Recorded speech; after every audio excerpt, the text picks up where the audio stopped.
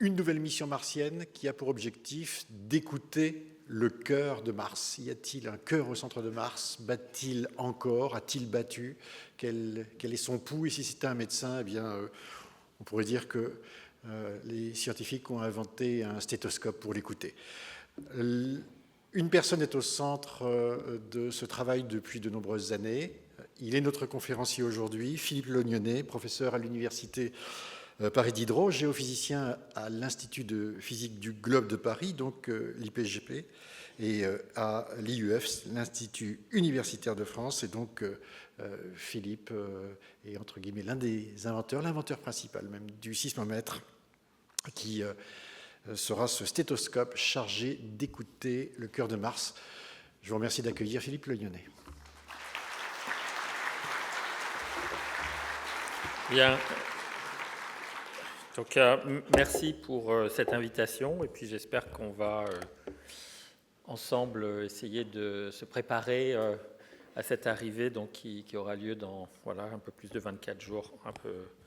Donc, d'abord, avant de commencer, malgré toute la gentillesse de l'introduction, je ne suis pas l'inventeur de tout ça, je suis un des artisans de tout ça. C'est un énorme travail d'équipe.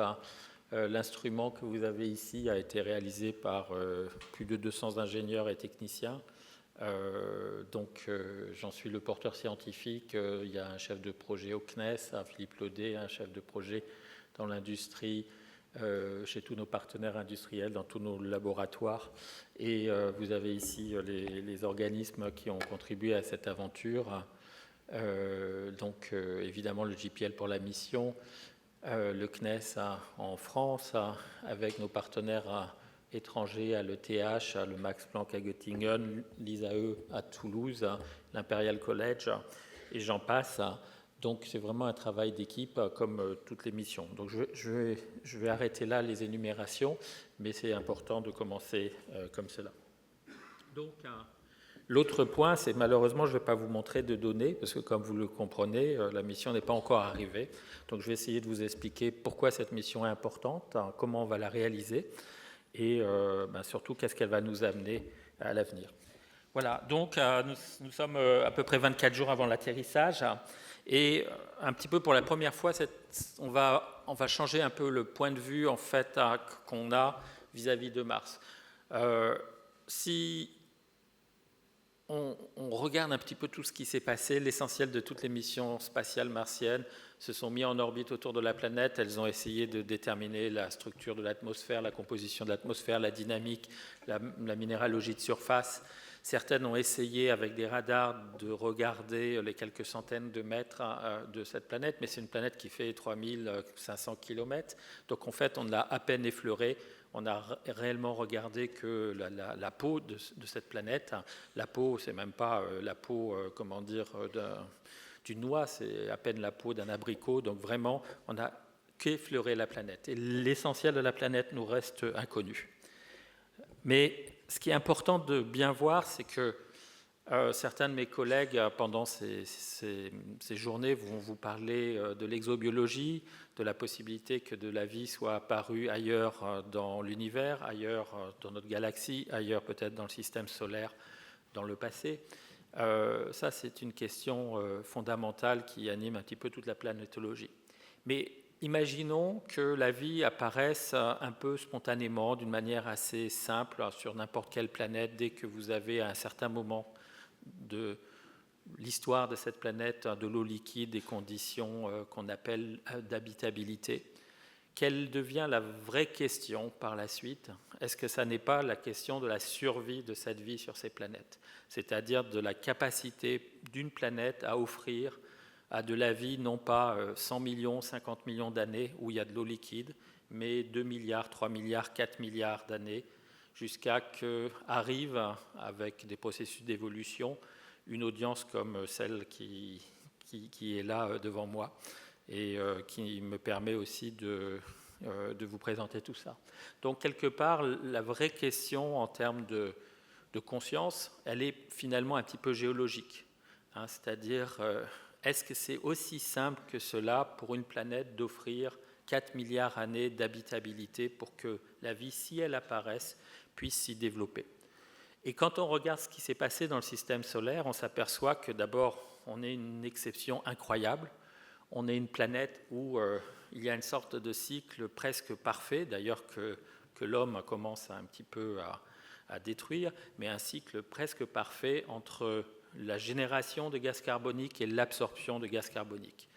À peu près 1 bar de CO2, donc une atmosphère de CO2, est générée tous les 50 millions d'années par le volcanisme terrestre. Et à peu près 1 bar de CO2, une atmosphère de CO2, est toutes les 50 millions d'années piégée par la tectonique des plaques. Et donc on voit que finalement cet équilibre-là, c'est la géologie qui le fait. Et la question fondamentale de tout ça, c'est finalement qu'est-ce qui fait que Mars, qu'est-ce qui fait que Vénus n'ait pas pu mettre en place ce tel phénomène qui est celui que l'on a aujourd'hui sur Terre. Et donc, c'est vraiment, un petit peu l'objectif de cette planète, essayer de comprendre pourquoi, il y a 4 milliards d'années, on sait qu'il y avait de l'eau liquide, on sait qu'il y avait des rivières, peut-être certains pensent qu'il y avait des océans, ou tout du moins des grands lacs. Pourquoi est-ce que, en peut-être quelques centaines de millions d'années, la planète qui était peut-être habitable, même sûrement habitable, s'est transformée en un désert sec, froid? Pourquoi est-ce que le volcanisme de la planète s'est éteint? Pourquoi est-ce que le champ magnétique de cette planète s'est arrêté?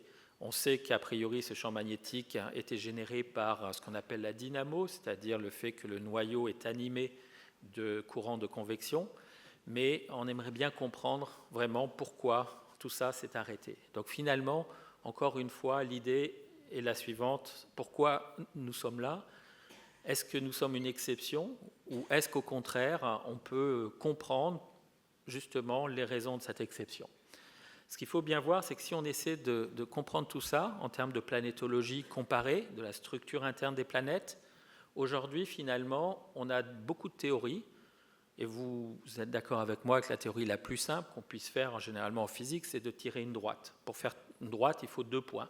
Et aujourd'hui, en fait, on n'a qu'un seul point. Le seul point qu'on a, c'est la Terre. Et donc, il nous faut absolument un deuxième point, ne serait-ce que pour tracer une première droite de l'évolution des planètes en fonction de leur gravité, de leur taille, de la distance au Soleil, etc. Et c'est vraiment l'objectif de cette mission, d'essayer de comprendre pourquoi la planète, qui était très active il y a 3 milliards d'années, aujourd'hui semble presque plus active, même si on a des indications d'activité volcanique il y a une centaine de millions d'années, ce qui est 3 fois rien, c'est-à-dire 100 millions d'années, ce n'est pas plus vieux en fait que l'âge du Pacifique, donc c'est vraiment quelque chose de contemporain, au sens géologique bien sûr. Et évidemment, quelle est aujourd'hui l'activité de la planète? Y a-t-il encore des séismes? Y a-t-il encore une activité géothermale? Et quelle est la structure de l'intérieur de la planète, c'est-à-dire cette structure qui est vraiment le moteur de cette évolution géologique, sans lequel on ne pourra pas comprendre la convection du manteau, on ne pourra pas comprendre l'histoire du volcanisme, on ne pourra pas comprendre l'histoire du magnétisme. Et donc, c'est vraiment l'objectif de cette planète, de cette mission, qui est d'essayer d'aller voir à l'intérieur de Mars pour essayer tout simplement de déterminer les grandes structures de cette planète, la taille du noyau, l'épaisseur de la croûte, et tout ce qui nous permettra de comprendre vraiment pourquoi la planète fonctionne. Et donc, je n'ai pas mis le son, mais vous avez eu une petite interview, en fait, sans son, de Bruce Banerdt, qui est le porteur de cette mission aux États-Unis, avec lequel j'ai travaillé depuis les années 90, donc depuis très longtemps. Donc, cette quête, c'est évidemment pas la première fois que la communauté scientifique essaie de s'y atteler. Et tout ça, ça a commencé dans les années 70 avec la mission Viking. Vous savez, donc une mission qui avait 2 atterrisseurs qui se sont posés en 76-77. Et chacune avait un capteur sismique que vous avez ici. Et quand on regarde cette photo, ici vous avez Mars, ici vous avez le sismomètre, et on se dit il y a une chose qui semble bizarre. En effet, c'est que ce capteur a fait tout ce trajet vers Mars, mais s'est arrêté à 1 mètre de la surface. Ce qui est un petit peu embêtant pour un capteur qui dont l'objectif est vraiment de détecter les mouvements du sol. Alors évidemment, le responsable scientifique n'était pas un imbécile, au contraire, c'était un des plus brillants géophysiciens américains de cette époque, Don Anderson, et la raison était essentiellement une raison technique, c'est-à-dire que pour déployer cet objet à la surface, il aurait fallu un bras robotique, il aurait fallu toute une architecture que la mission ne permettait pas d'avoir. Et donc les conséquences, c'est que le jour, la sonde détectait les vibrations essentiellement générées par le vent. Par contre, la nuit, l'instrument ne détectait presque rien. C'est-à-dire que, étonnamment, les conclusions de cette mission, c'était que oui, il y avait un problème d'installation, mais au contraire, il y avait toute une piste qui s'ouvrait parce que la nuit, on n'avait pas encore réussi à détecter un bruit de la planète, c'est-à-dire que la planète était très peu bruitée du point de vue de ses vibrations. Par la suite, nouvelle étape avec la mission Mars 96, lancée en novembre 96, donc il y a un certain temps aussi, maintenant 22 ans. Donc j'étais responsable scientifique de cet instrument qui était déjà un capteur sismique qui se trouvait à l'intérieur de ces petits œufs. La mission fut la dernière mission vers Mars de l'Union soviétique. D'ailleurs, ça fut également la première et la seule mission aujourd'hui vers Mars de la Russie et malheureusement fut perdue peu de temps après le lancement.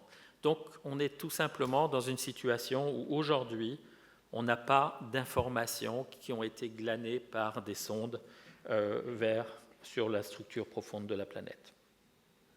Donc, souvent, on me pose la question de savoir pourquoi est-ce que vous et d'autres collègues avez passé 10 ans, 20 ans pour essayer de réaliser cette mission. En fait, la raison est assez simple, c'est-à-dire qu'en science, ce qu'on essaie de faire, c'est de définir des objectifs scientifiques, des grandes questions scientifiques. Et la seule façon, finalement, de tuer une mission, c'est que quelqu'un d'autre réponde aux questions scientifiques de cette mission. Tant que les questions scientifiques, les problèmes scientifiques restent posés, n'ont pas de réponse, eh bien, il est important et il est nécessaire de réaliser une mission qui va essayer d'y répondre. Et donc, cette mission a vraiment cet objectif d'essayer de comprendre la structure interne de Mars, d'essayer de voir quelle est la structure finale des processus d'accrétion et d'essayer de voir quelle va être l'évolution de la planète. Alors, vous n'étiez peut-être pas au lancement, mais pour ceux qui n'y étaient pas, vous allez voir que ça n'était pas tout à fait dramatique. Donc le lancement a eu lieu le 5 mai de cette année à Vandenberg. C'était la première fois qu'une mission était lancée de la côte ouest des États-Unis. Pourquoi ? Parce que la sonde est relativement petite. Alors, je ne sais pas ce qui se passe. Voilà. Et donc du coup, la fusée avait énormément de marge. Et donc on a pu lancer ça tout simplement de la côte ouest. En plus, c'était une économie de coût. Mais ça s'est lancé à 5 heures du matin. Et donc là, on voit bien la fusée, sauf qu'on est au-dessus des nuages dans un petit avion. Et malheureusement, si vous aviez été comme moi au sol, eh bien, vous auriez été dans ces conditions-là, avec les bus qui arrivent, vous voyez le brouillard redoutable, et puis la fusée quelque part là-bas. Et donc, c'est une photo que j'ai prise du décollage. Donc, évidemment, c'était un petit peu frustrant, mais Dieu merci, on a eu la preuve qu'effectivement, il y a eu un lancement qui s'est passé. Et c'est ici les signaux qui ont été détectés par plusieurs sismomètres de Californie de ce lancement avec le signal généré par l'onde de choc en fait, de la fusée. Et c'était d'une certaine façon un petit peu l'adieu des sismomètres terrestres à ce sismomètre qui s'en va vers la planète Mars. Alors, qu'est-ce qu'on va avoir dans cette mission ? Eh bien, pour faire simple, c'est une mission qui va utiliser tous les outils de la géophysique qui ont été utilisés pour comprendre la structure de la Terre et comprendre la structure de la Lune. C'est-à-dire qu'on va donc avoir un capteur sismique dont l'objectif est de mesurer les vibrations du sol générées par des séismes, générées par des impacts. Je vais revenir là-dessus. Ici, vous avez ce capteur tel qu'il avait été déployé sur la Lune lors des missions Apollo. Et ici, en fait, on va revenir sur ce capteur-là. Et là, évidemment, vous avez tous les drapeaux des contributions. Et donc, vous voyez déjà que c'est toute une mission réellement internationale avec une énorme contribution européenne, en plus, évidemment, de la contribution américaine. Donc, on a une autre expérience, qui est une expérience de géodésie, qui utilise le système de radio et dont l'objectif est d'essayer de voir comment la planète tourne sur elle-même. L'idée, pour faire simple, c'est de répéter un petit peu l'expérience que vous connaissez tous quand vous avez oublié un œuf cuit dur dans votre frigidaire. Vous allez le prendre parmi les œufs crus et puis vous allez le faire tourner. Et vous savez que si l'œuf est dur, en fait, il va tourner relativement bien, alors que si l'œuf est cru, en fait, il va commencer à avoir un mouvement de nutation, de précession, autrement dit, il ne va pas tourner très très bien. Pourquoi ? Parce que la partie fluide de l'œuf accroche d'une certaine façon avec la coquille, alors qu'il n'y a pas de partie fluide, évidemment, dans un œuf dur. Et l'idée est exactement la même, c'est-à-dire qu'à partir de la rotation de la planète, on est capable de voir si le noyau liquide accroche, entre guillemets, à la partie solide, qu'on appelle le manteau, et avec cette petite perturbation, d'avoir des informations sur la taille du noyau. On a également donc un magnétomètre, de la même façon que sur la Lune, il y avait un magnétomètre avec les missions Apollo, une expérience de flux de chaleur qui va déployer à 5 mètres de profondeur un ensemble de capteurs de température pour essayer de voir la chaleur qui se dégage de Mars. Et enfin, un bras robotique, des caméras et tout un ensemble de capteurs météorologiques. Donc, c'est vraiment une mission internationale et c'est une mission assez extraordinaire parce que finalement, elle va mettre en place toute la géophysique qui a été déployée lors des missions Apollo. Pas du tout le même budget. Les missions Apollo, c'était un énorme programme. Évidemment, ça a été déployé à plusieurs endroits. Là, dans le cadre de cette mission, qui néanmoins coûte la bagatelle d'un petit peu moins d'1 milliard de dollars, eh bien, une seule station, en fait, va être déployée à la surface. Alors, une petite anecdote qui montre aussi ce côté international. C'est accessoirement la première fois que le drapeau français va se poser sur Mars. Donc vous le retrouvez ici avec le drapeau des partenaires qui ont collaboré avec les États-Unis, la NASA, évidemment le CNES qui avait la maîtrise d'œuvre de toute l'installation, de tous les instruments français, c'est-à-dire essentiellement du capteur sismologique que je vais développer un petit peu plus tard, et le DLR qui, lui, est responsable de l'expérience de flux de chaleur. Donc, ce qu'on peut vraiment dire, c'est que pour les sismologues comme moi, comme tous mes collègues, on va quelque part essayer de commencer un petit peu une nouvelle page de la sismologie. Et je pense que c'est raisonnable de partir du principe que ça va être un moment historique. Pourquoi ? Parce qu'il y a plus d'1 siècle, la sismologie a découvert l'intérieur de la Terre avec les premiers instruments sismiques. Et ici, vous avez le premier enregistrement qui a été détecté à Potsdam en 1889 et qui a permis par la suite de détecter le manteau, de détecter le noyau, de voir la croûte de la Terre et aujourd'hui de voir les courants de convection de notre planète. Avec les missions Apollo, la même chose a été faite sur la Lune et cette fois-ci, on va se tourner vers une nouvelle planète que l'on connaît finalement pas beaucoup. Mais avant d'aller sur la Lune, avant d'aller sur Mars, déjà je vais essayer de vous montrer rapidement ce qui a été fait et ce qu'on a, ce qu'on a observé sur la Lune. D'abord, on s'est aperçu qu'il y avait énormément de séismes, évidemment beaucoup de séismes qui sont liés à des impacts. Je suis désolé, ça ne tourne pas en rond. Des séismes qui étaient liés à des impacts que vous avez en fait ici, des séismes qui étaient liés à des séismes un petit peu tectoniques, plutôt superficiels, qui avaient lieu dans les centaines de premiers kilomètres, et puis des séismes qu'on appelle profonds, qui eux avaient lieu à plus grande profondeur, à 800 km de profondeur. Souvent, on imagine que la Lune est une planète morte, ce qui est vrai du point de vue de l'intensité de l'activité sismique.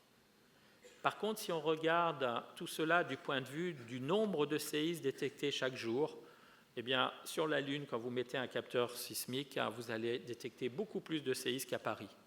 Pourquoi ? Parce que vous n'avez pas de bruit, il n'y a pas d'atmosphère, il n'y a pas d'océan. Et donc, on peut vraiment détecter des séismes de très, très faible amplitude. Et quand je dis très, très faible amplitude, je vous montre ici une illustration de cette faible amplitude. Ça, c'est un petit séisme profond détecté sur la Lune.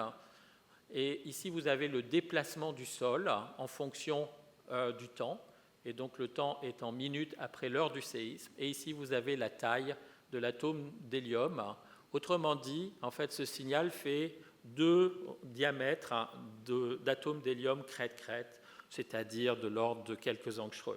Donc, c'est typiquement ce qu'on est capable de faire aujourd'hui avec de la sismologie dans les années 70, détecter des déplacements du sol à une fraction d'angstrom.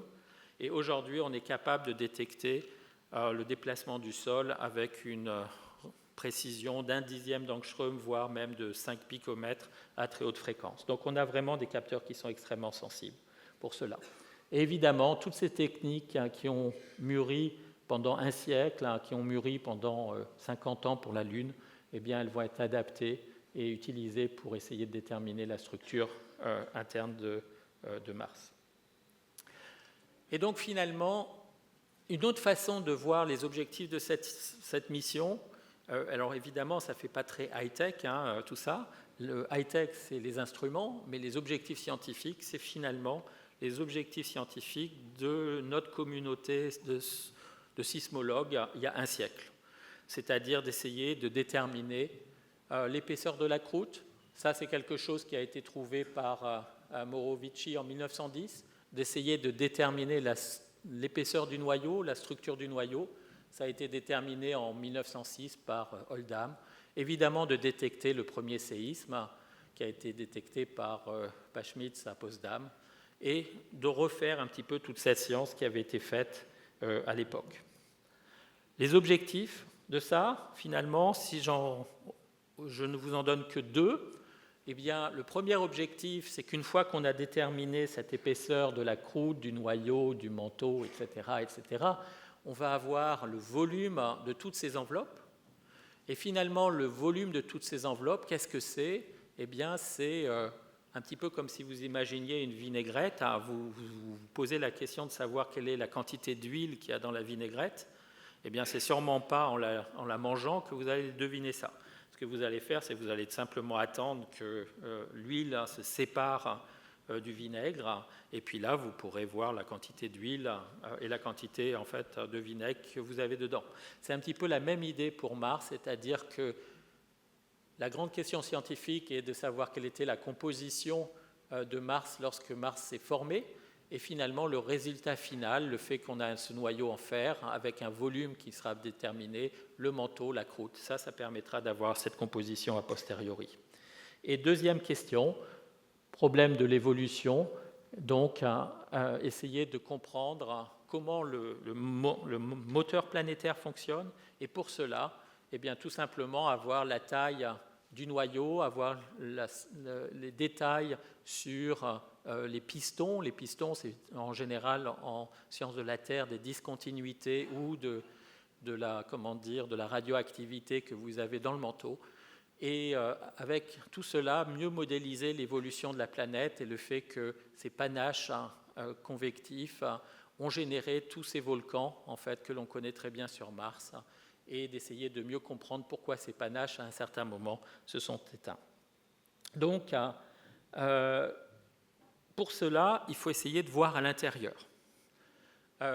Donc, évidemment, on pourrait couper la planète et puis essayer de voir ce qui se passe. Ça ne marche pas. Donc, on va essayer de la radiographier. Et de la même façon qu'on radiographie, qu'on fait de l'échographie, l'échographie, c'est peut-être une meilleure comparaison, parce que c'est vraiment des ondes sonores qui sont émises par un générateur et qui sont recueillies par un récepteur. eh bien, ce qu'on va faire, c'est qu'on va utiliser des séismes, on va utiliser des impacts comme générateurs d'ondes, et on va recueillir ces ondes avec notre capteur à la surface de la planète. Et on va ainsi détecter plusieurs types d'ondes, soit des ondes qui se propagent à la surface, soit des ondes qui se propagent dans le volume, qu'on appelle des ondes de volume, des ondes de cisaillement, des ondes de compression. Vous pouvez imaginer que si ce séisme était un petit peu plus loin, par ici, eh bien, une de ces ondes passerait dans le noyau et donc du coup nous donnerait des informations sur le noyau, alors qu'à l'inverse, l'onde de cisaillement, si le noyau est liquide, n'y passerait pas. Donc c'est un petit peu tout cela qu'on va essayer de faire. Donc évidemment, vous voyez, c'est résumé ici, c'est-à-dire qu'en fonction de la distance entre le séisme et la station que vous avez ici, eh bien, on va avoir toute cette zoologie d'ondes qui vont se réfléchir, qui vont être réfractées, qui vont aller dans le noyau, qui vont rester dans le manteau, qui vont rebondir, dans le manteau, et à chaque fois qui vont nous donner de l'information. Pourquoi ? Parce que la vitesse de ces ondes dépend tout à la fois de la minéralogie, de la pression, de la température, et c'est ça qui nous permet de voir à l'intérieur. Mais il nous faut évidemment des signaux, donc de l'activité sismique. Donc pour ça,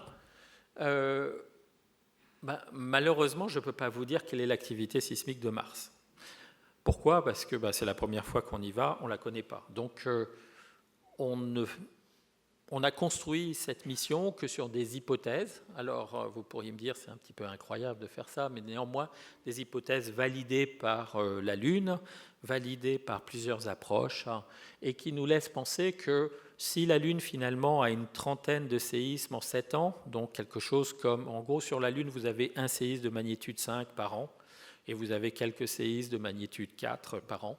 Donc Mars étant beaucoup plus gros, on peut imaginer qu'on aura quelque chose comme quelques séismes de magnitude 5.5 par an, une dizaine de séismes de magnitude 4.5 et puis quelques dizaines de séismes de magnitude 3.5. Évidemment, on aura aussi des impacts. Ça, c'est des choses qui ont été mesurées par les sondes à l'heure actuelle. Donc c'est toute cette activité-là qu'on va essayer, de détecter. Évidemment, il nous faut un petit peu une protection au cas où on soit complètement trompé. Donc si on s'est complètement trompé, on va essayer de détecter la marée solide de Phobos. Phobos, c'est une petite lune qui tourne autour de Mars, qui va déformer le sol. Évidemment, on a aussi toute l'atmosphère qui va générer des signaux. Maintenant, le problème de cette mission, c'est que, en général, en sismologie, on fait de la triangulation, c'est-à-dire qu'on utilise plusieurs stations. Et on utilise plusieurs stations pour déterminer là où se trouve la source, et puis à partir de cela, à partir du temps de la source, essayer de déterminer la vitesse des ondes. Évidemment, le problème qu'on a, c'est qu'à 600 millions de dollars la station, c'est un petit peu difficile d'en mettre 2, 3, 4, 5 ou d'en mettre quelques milliers sur Terre. Et puis à l'inverse, il est tout à fait raisonnable que les agences spatiales, avant d'en envoyer 4, vous demandent d'être certains que vous avez des séismes. Donc il faut bien commencer avec quelque chose. Souvent on nous pose aussi la question, finalement, est-ce que vous êtes certain que vous allez être capable de répondre à toutes les questions ? Je pense que si on posait cette question-là à un chercheur, on pourrait dire que dans ce cas-là, il aurait fallu stopper la recherche il y a 3000 ans, parce que c'est la démarche scientifique standard qui est d'essayer de progresser pas à pas. Néanmoins, l'idée qu'on a essayé de mettre en œuvre est assez simple. Imaginez que vous êtes dans un stade, que vous n'avez pas pris une très bonne place et qu'à la place où vous êtes, vous ne voyez pas les coureurs d'une course de fond partir. Et vous aimeriez bien connaître la vitesse à laquelle ils courent. Donc qu'est-ce que vous allez faire ? Vous allez tout simplement prendre votre montre et puis vous allez repérer un coureur et puis quand il va passer devant vous, vous allez lancer votre chronomètre et puis vous êtes renseigné un petit peu avant, vous savez quelle est la longueur du stade et quand il va repasser devant vous, vous allez arrêter votre chronomètre, vous allez regarder le temps qu'il a mis pour parcourir cette longueur-là et puis vous avez tout de suite la vitesse. Et donc finalement, ce qu'on va essayer de faire, c'est exactement la même idée. C'est-à-dire qu'on on va attendre qu'il y ait un séisme qui ait lieu. Quand une onde de surface va arriver à l'endroit où la station se trouve, on va mesurer le temps de passage, on va attendre que cette onde fasse un tour complet, et quand elle aura fait un tour complet, on va remesurer ce temps de passage. Comme on connaît la circonférence de Mars, on aura ainsi sa vitesse, et à partir de cela, on pourra déterminer la position, le temps, utiliser les ondes de volume pour essayer de déterminer la structure interne. Tout ça, ça a été testé, validé avec des données terrestres. Et donc, je vais vous illustrer cela avec ce petit film qui met un petit peu en musique ce que je viens de dire. Donc ça, c'est un séisme de magnitude 4.5. Les ondes se propagent à peu près à 4 km par seconde. Vous avez ici le temps en minutes et en secondes. On vient de voir passer le coureur. Là, c'est ce train R1 qu'on appelle. Alors, ce qu'il faut voir, c'est qu'on a une onde qui est partie comme ça, une autre onde qui est partie comme cela. Donc, cette onde-là, qui est partie comme cela, elle va arriver maintenant. Elle a fait un petit peu plus qu'un demi-tour, évidemment, pour arriver. Ce n'est pas celle-là qui nous intéresse, mais c'est celle qui va arriver encore après, c'est-à-dire cette onde après un tour de planète que vous voyez arriver ici.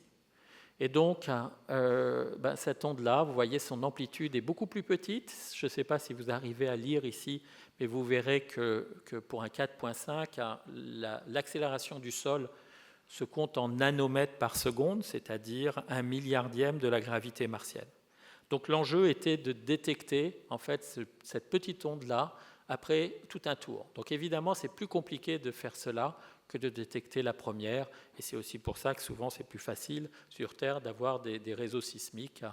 En plus, ça vous donne beaucoup plus d'informations. Donc ça, c'est vraiment l'objectif en fait de cette mission. Donc, qu'est-ce que ça veut dire ? Ça veut dire qu'il faut avoir quelque chose qui est extrêmement sensible. Et effectivement, c'est ce qui a été fait par toute cette équipe d'ingénieurs extraordinaires qui a travaillé pendant 5 ans sur ce projet, avec presque en 2015, en 2017, avec 3 mois d'activité en 3-8. Donc ça a été vraiment une course contre la montre, la montre étant la trajectoire de Mars autour du Soleil, pour y arriver. Mais à la fin, on a réussi à avoir un instrument extrêmement sensible. Et en fait, il est tellement sensible que si je m'approchais de la première rangée de cette salle, que je me retirais et que j'aurais mis ce capteur-là, en fait, on est sensible à l'attraction gravitationnelle d'une personne. Donc c'est vraiment quelque chose qui a une extrême sensibilité.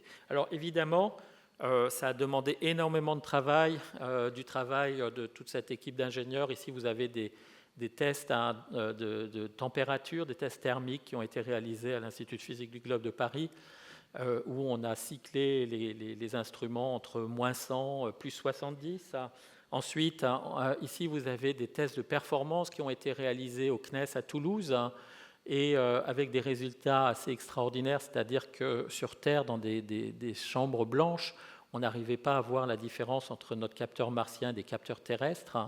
Et enfin, vous avez ici les derniers tests qui ont été faits avant de partir vers Mars, avec ici l'atterrisseur qui va bientôt atterrir, et ici le capteur qui va ici aussi bientôt atterrir. Vous remarquerez que ce capteur sur Terre est penché. Pourquoi ? Parce que tout simplement, il fallait bien le tester. On n'a pas aujourd'hui de machine qui nous permet de réduire la gravité terrestre. Ça, on ne sait pas le faire, donc on le fait comme tout le monde, c'est-à-dire on le fait avec un plan incliné. Et avec ce plan incliné-là, donc avec cet angle de 68 degrés que vous avez ici par rapport à la verticale, c'est-à-dire vraiment un capteur presque horizontal, on est capable de le faire fonctionner sur Terre. Donc à partir de ce moment-là, évidemment, ce capteur est tellement sensible qu'il va bien falloir le protéger. Pourquoi ? Parce qu'on va sur une planète qui est très bruitée, il y a du vent, de la température. Quand on essaie il faut bien voir qu'on essaie de mesurer des déplacements donc de la taille d'un atome, et donc dehors vous avez 60 degrés, 70 degrés de variation de température. Donc je crois qu'il y a beaucoup d'astronomes dans cette pièce, et vous savez tous que déjà quelques degrés peuvent vous faire en fait des déformations d'instruments assez conséquence, mais là on parle vraiment de quelque chose à la taille d'un atome. Donc il a fallu protéger ces capteurs, donc ces capteurs que vous avez ici, mais avant d'y arriver, on va les voir un peu de plus près lors d'une fin d'intégration. Donc c'est la fin de l'intégration du modèle de vol. Donc le capteur se trouve ici. Ça a été réalisé par l'entreprise Sauderne qui est à Limeil-Brévannes. Donc vous pouvez imaginer peut-être le stress de cet ingénieur dans la mesure où il n'a pas intérêt à faire tomber ça par terre. Vous avez déjà 2 des capteurs qui ont été intégrés sur cette couronne, et ensuite cette couronne a été mise dans une chambre, du moins dans une cloche, la cloche qui a été soudée en haut, soudée en bas, et ensuite tout l'air a été pompé à l'intérieur pour avoir un très très bon vide. Donc ça vous donne également la taille en fait de cet équipement qui est finalement un peu plus gros qu'un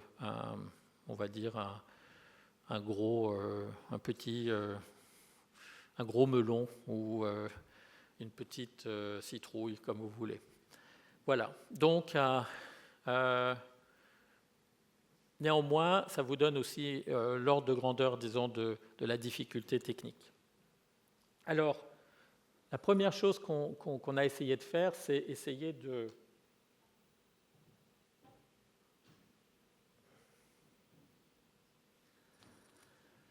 alors j'espère, là je fais un test, est-ce que ça va marcher?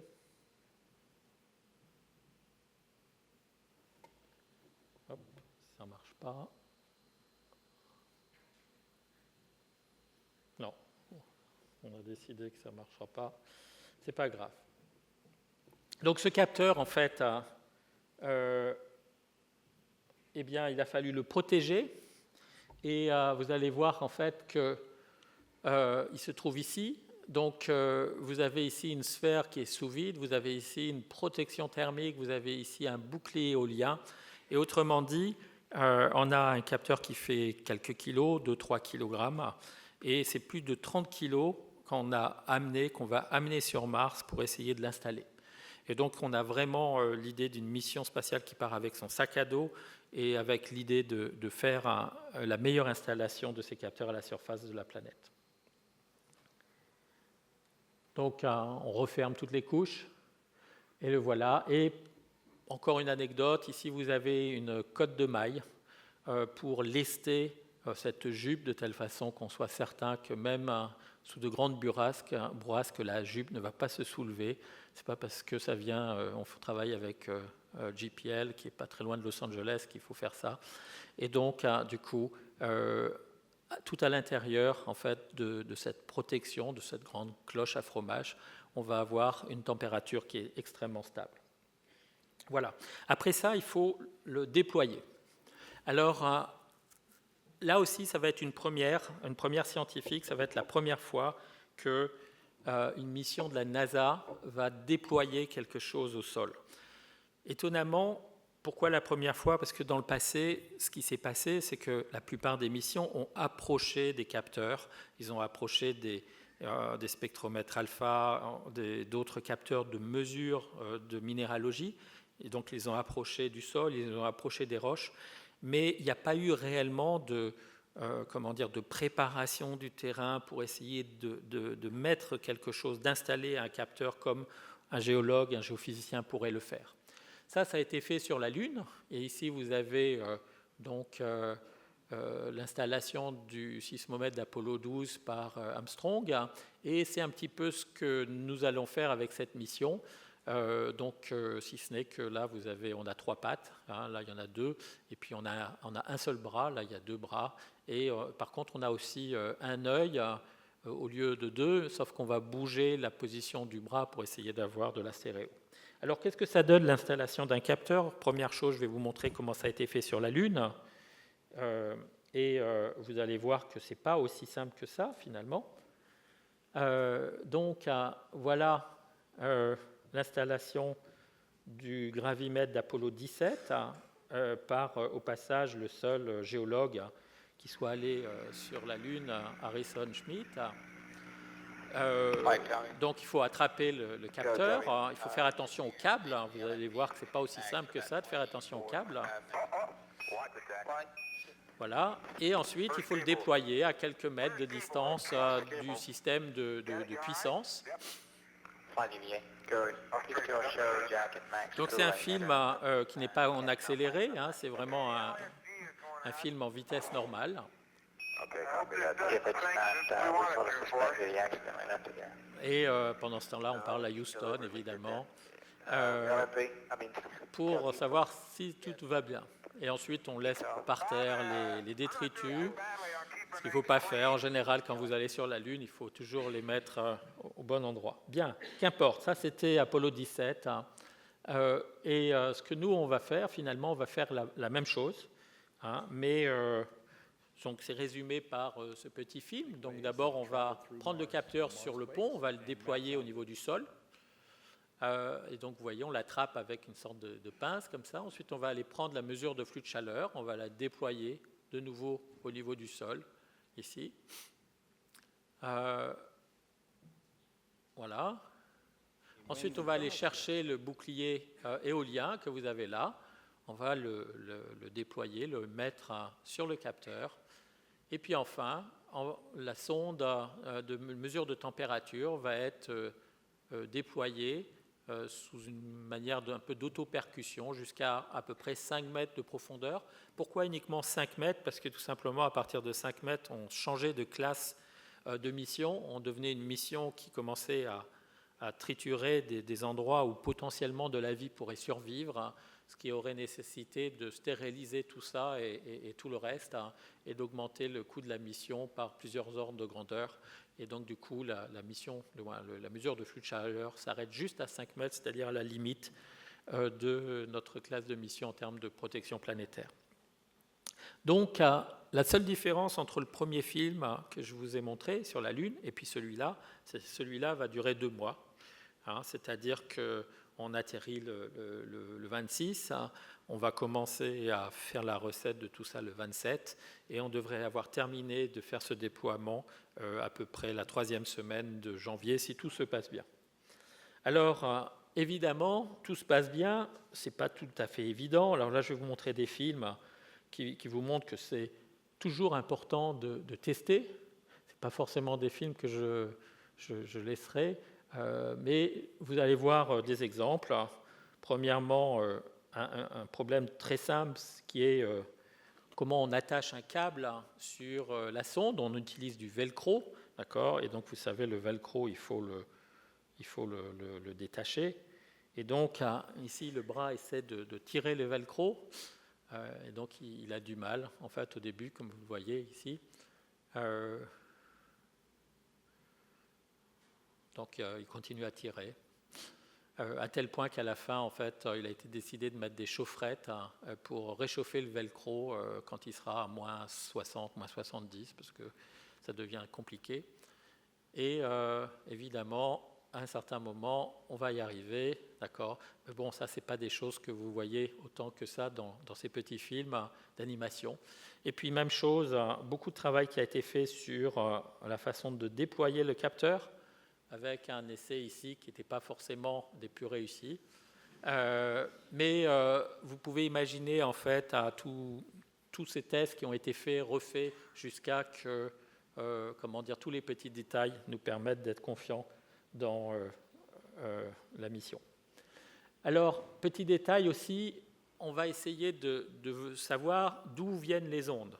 Et donc, sur Terre, vous prenez une boussole, mais sur Mars, il n'y a pas de champ magnétique. Donc, comment on va faire?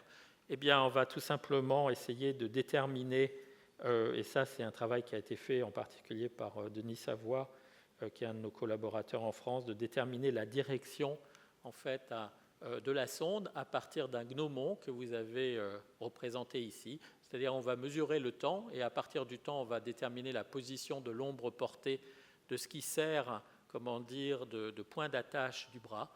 Et ça nous permettra d'avoir la direction, en fait, des ondes et de savoir d'où elles viennent. Et donc, à partir de là, on va pouvoir commencer à faire un petit peu de la science. Tout à l'heure, j'ai insisté sur l'importance de la connaissance de la distance et je vous ai donné cette première technique où on utilise une onde qui fait le tour de la planète. La deuxième façon de procéder, ça va être d'essayer de détecter des impacts. Donc, comme on connaît le nord, on pourra déterminer la direction de l'impact, la direction d'où il vient, avec la différence approximative entre plusieurs ondes. On peut déterminer aussi sa distance. Et à partir de ce moment-là, on va pouvoir envoyer des commandes aux satellites qui sont en orbite autour de Mars, tout à la fois le satellite européen et le satellite américain MRO, Mars Reconnaissance Orbiter, pour essayer de prendre des images de la surface et de voir si à certains endroits, on trouve des nouveaux cratères. Et à partir de ce moment-là, on aura la position de ce nouveau cratère, donc la distance qui nous sépare. Et de nouveau, on pourra ainsi utiliser tous ces temps d'arrivée en termes de vitesse et déterminer l'épaisseur de la croûte, la composition de la croûte, etc. Et je vous montre une illustration. Donc ça, c'est une image de Mars prise le 4 juin 2008. D'accord ? Vous voyez qu'il n'y a pas grand-chose sur cette image, mais c'est comme ça. Et puis ici, vous avez une image qui a été prise quelques semaines après, où on voit en fait cet impact qui a eu lieu avec tout un ensemble d'impacts secondaires. Et c'est typiquement ce genre de marque qu'on va essayer de détecter, mais cette fois-ci, évidemment, après avoir détecté les signaux, de telle façon qu'on puisse avoir, avec cette position-là, une distance très précise, un petit peu faire de la sismique active comme le font les pétroliers, si ce n'est que là, en fait, ça va nous venir gratuitement, du ciel. Alors ça, c'est quelque chose qui a été fait sur la Lune.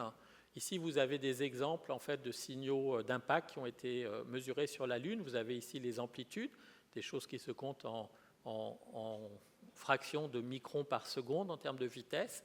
Et vous voyez que sur la Lune, on a pu détecter des gros impacts à très grande distance. Ici, vous avez 3000 km, 3400 km pour cet impact qui a eu lieu presque sur la face cachée. Donc, encore une fois, ça va être à l'utilisation finalement de techniques un petit peu démontrées sur la Lune et qui sur la Lune nous ont permis de déterminer l'épaisseur de la croûte. Et encore une fois, c'est ce qu'on va essayer de faire sur Mars. Même chose, pourquoi est-ce que l'épaisseur de la croûte est importante quand on essaie de comprendre l'évolution d'une planète comme Mars ? Ce qu'il faut bien voir, c'est que la croûte de Mars a été formée essentiellement par du volcanisme. Et ce qui se passe, c'est que cette croûte a deux effets. D'abord, elle a un effet d'isolant thermique, c'est-à-dire qu'elle empêche la chaleur du manteau de partir. Et puis, elle a aussi un autre effet qui est de prendre des éléments radioactifs du manteau pour les mettre dans la croûte. Donc, c'est deux effets un petit peu antagonistes. Et encore une fois, si on veut comprendre comment la planète fonctionne, eh bien, on comprend tout de suite qu'on a besoin de savoir comment la planète est isolée, c'est-à-dire quelle est sa vitesse de refroidissement et quelle est la quantité d'éléments radioactifs qui est encore dans le manteau. Et ça, encore une fois, c'est des choses qu'on pourra obtenir à partir de cette épaisseur crustale. Le point intéressant, c'est qu'on va avoir évidemment des conditions d'impact très différentes sur le Mars que sur la Lune ou sur Terre. Pour faire simple, sur la Lune, il n'y a pas d'atmosphère, donc tous les impacts arrivent au sol et donc créent des ondes qui se propagent dans la partie solide de la planète. Sur Terre, grâce à notre atmosphère, tous les impacts explosent en général, sauf tous les 50 millions, sauf les quelques millions d'années, mais disons que depuis quelques milliers d'années, on n'a pas eu le droit à un gros impact au niveau du sol. Même Tcheliabinsk a explosé vers 30 km d'altitude. Et donc l'essentiel en fait, des impacts ont lieu dans l'atmosphère avec des ondes acoustiques qui génèrent des ondes sismiques. Sur Mars, l'atmosphère est si tenue que ces impacts auront lieu au niveau de la surface. Donc on va avoir tout à la fois des ondes acoustiques et puis des ondes à l'intérieur du sol. Ça, c'est intéressant, c'est-à-dire que ça va nous permettre d'utiliser aussi des capteurs qu'on a déployés sur cette mission, des capteurs d'infrasons, donc des capteurs de pression extrêmement sensibles, qui, un petit peu comme sur cet exemple-là, qui est la mesure du signal qui a été enregistré par une sonde qu'on appelle Stardust, qui a ramené des échantillons en fait de comètes sur Terre, qui est arrivé à 12 km par seconde dans les déserts américains ici. Et donc vous voyez que cette sonde a à la fois généré des ondes acoustiques et puis des ondes sismiques, et c'est un petit peu tout ça qu'on va utiliser. Bien, donc j'ai presque terminé. La dernière stratégie qu'on va essayer d'utiliser, ça va être d'écouter l'atmosphère. Alors pourquoi ? Parce que l'atmosphère de Mars est très active. On a de la turbulence, on a ce qu'on appelle des dust devils. Les dust devils, c'est ces tourbillons que vous avez ici, qui sont assez courants sur Mars. Et ce qui est intéressant de voir, c'est que ces tourbillons créent des ondes acoustiques, donc on peut les entendre à basse fréquence. Ces ondes vont aussi générer des ondes qui vont se propager à l'intérieur de la subsurface, comme ceci. Et donc, on va utiliser toutes ces sources, encore une fois, pour essayer de déterminer la structure de la subsurface, essayer de voir s'il n'y a pas de l'eau à quelques centaines, voire à quelques kilomètres de profondeur, etc. Alors, pour ça, on a fait, encore une fois, des tests. On s'est aperçu qu'avec des capteurs terrestres, on était à la fois capable de détecter l'onde de pression et le signal sismique de ces tourbillons. Et encore une fois, l'idée va être la suivante, c'est que à chaque fois, on revient sur ce problème de la distance. On a un instrument qui nous mesure la direction d'arrivée. Donc, imaginez que votre tourbillon se trouve ici. Il se trouve que ces tourbillons, la plupart du temps, laissent une trace au niveau du sol. Autrement dit, vous connaissez leur route, la route qu'ils ont prise. Cette route, elle est ici. Elle n'est même pas tracée. C'est vraiment des images, en fait, que vous pouvez prendre de Mars. Et le dust devil, le tourbillon, vous le voyez ici.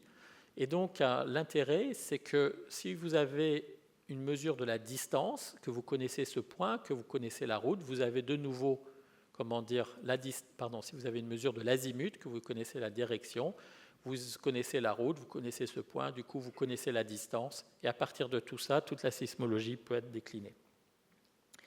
Voilà. Donc, j'ai presque terminé. Avant de conclure, Alors, excusez-moi, je me suis trompé, j'aurais dû enlever ça, parce que ça, c'est quand j'ai montré ça à Toulouse. Bon, j'aurais dû l'enlever. Alors, j'aurais pu mettre dans la région à Paris énormément. Bon.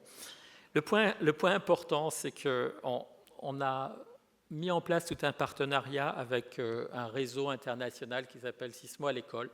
Et à tous les endroits où vous avez soit ce petit truc jaune, soit ce petit truc bleu, soit ce petit truc vert, on aura un lycée, un collège qui recevra les données de la mission avec un enseignant de sciences de la Terre qui aura été formé pour analyser ces données.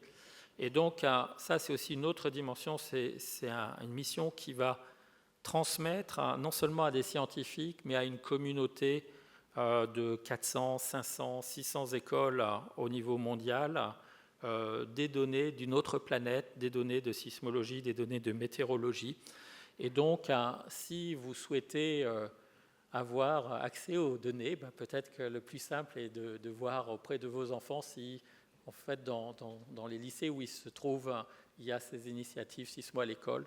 Et donc ça, c'est vraiment une dimension auquel on tient beaucoup. Donc je vais conclure avec deux messages importants avant la conclusion. La première chose, c'est que cette mission, bon, je ne vous ai pas montré des résultats, malheureusement, j'espère revenir l'année prochaine avec des résultats. C'est tout à la fois une mission vers Mars, mais c'est aussi une mission vers la Terre. C'est-à-dire c'est vraiment une mission pour essayer de comprendre pourquoi et comment les planètes telluriques se forment, comment et pourquoi les planètes telluriques évoluent et quelque part pourquoi est-ce que notre Terre est si extraordinaire alors que Mars, elle, a évolué comme on le sait. Ça, c'est la première chose. Donc pour cela, on va regarder à l'intérieur, on va essayer de déterminer à la fois la chaleur qui est évacuée aujourd'hui par la planète avec la mesure de flux de chaleur, la forme des pistons, et ça c'est ma façon simple d'expliquer que ces pistons dépendent de la structure du manteau, de l'épaisseur de la croûte, de la taille du noyau, etc. Et ça, c'est vraiment le premier objectif de la mission. Deuxième objectif, évidemment, si on est chanceux, qu'on a beaucoup de séismes, on pourrait par exemple détecter sous certains volcans des panaches mantéliques, comme aujourd'hui la sismologie le fait sous Hawaï. Mais bon, ça c'est vraiment, la super surprise qui viendra, je ne pense pas l'année prochaine, mais peut-être après quelques années. Si on va très loin, le réseau sismique sur la Lune a fonctionné 7 ans, donc on pourrait très bien imaginer que cette mission, va être là pour 10 ans sur notre voisine dans le système solaire. Et donc, je vais conclure. Cette mission va déployer non seulement le premier sismomètre sur Mars, mais toute une station géophysique. Ça va être fait 42 ans après la dernière tentative, et là, il faudrait mettre un accent, 42 ans après la dernière tentative sur Mars faite par Viking. Je vous invite tous à revenir à la Villette. Donc le 26 novembre, la Villette va ouvrir ses portes pour l'atterrissage. C'est public, il n'y a pas d'inscription. Vous pouvez aller sur le site, ça commencera vers 5-6 heures et ça devrait culminer vers 8-9 heures au moment de l'arrivée de la sonde sur Mars. Évidemment, les étapes suivantes sont en décembre, en janvier, avec le déploiement, le début d'une surveillance sismique de long terme et puis on espère tous le premier séisme. Et le dernier point, c'est que les données seront publiques, donc n'importe qui pourra les obtenir dès le 1er juillet. En gros, le 1er juillet, on livrera toutes les données du premier trimestre 2019 et puis par la suite, ça sera décalé trimestre par trimestre. Et donc, je vais m'arrêter là. Et si vous avez des questions, il paraît qu'on ne pose pas de questions là, mais je reste là pour répondre à vos questions. Vous venez vers moi si vous en avez. Merci beaucoup.